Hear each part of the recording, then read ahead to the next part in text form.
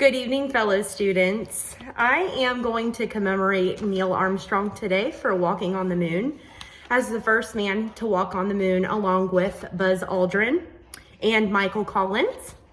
Today, I wanted to discuss how Neil Armstrong earned his entitlement to be commemorated today. He was an astronaut, a military pilot, and a professor. Though his life consisted of many other duties, he remained true to his goals and aspirations as to walk on the moon, be the first man to walk on the moon. His credibility when Neil landed on the moon, he walked 60 meters of the surface, which can be equivalent to 11 Asian elephants. That's a lot. Today, Neil and Buzz Aldrin, were the first humans to view the Earth from the moon's surface. While Neil was on the moon, he had stated, and I quote, "I could block the Earth with my thumb. The moon felt lonely and made me realize how beautiful our home really is." So if not for Neil Armstrong's voyage, many parts of our moon and inhabitants would remain undiscovered for years to come. So I believe that he earns his commemoration today for how hard that he worked and never stopped getting goals done. Neil consisted of a great American hero. Neil had many awards, from the Presidential Medal of Freedom to the Hubbard Medal and Congressional Space Medal of Honor. For Neil to obtain his voyage, it meant a lot of time away from family and risking his life to better knowledge with what is beyond Earth. So today, we're going to discuss the alliteration. Though Neil had co-pilots, he took his voyage to the moon and his token of success. The opinion of mankind to be knowledgeable on what is beyond our Earth and creation was priority to Neil Armstrong. Armstrong made this happen. He seized the opportunity and took it to heart.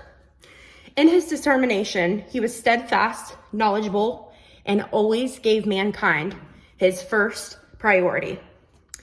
Mystery creates wonder, and wonder is the basis of man's desire to understand. Quoted by Neil Armstrong. "There could be no great accomplishment without risk. Shoot for the stars, but if you miss, shoot for the moon instead."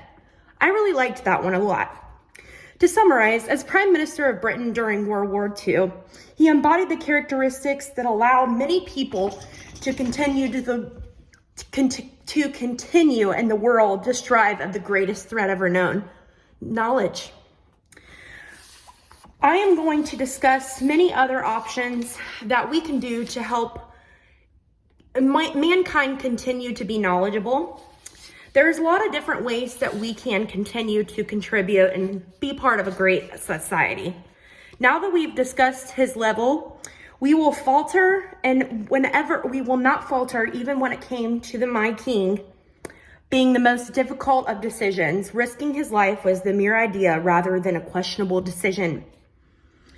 In conclusion, as it was only though his ability to inspire people of Earth to reach for the stars, with enough determination, wit, and gut feeling, we can accomplish anything we set our minds to.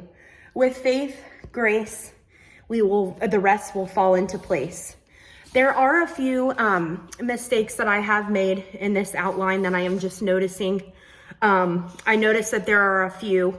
I went off of the basis of the outline example and put this into perspective related to Neil Armstrong. So I am aware now that there are some things about Winston Churchill in here. So I apologize for that in advance. Please keep in mind that we are in a major society threat where there are many ideas that we are yet to discover. So being a part of a greater idea is a very important thing to all of us in society. Thank you and have a great day.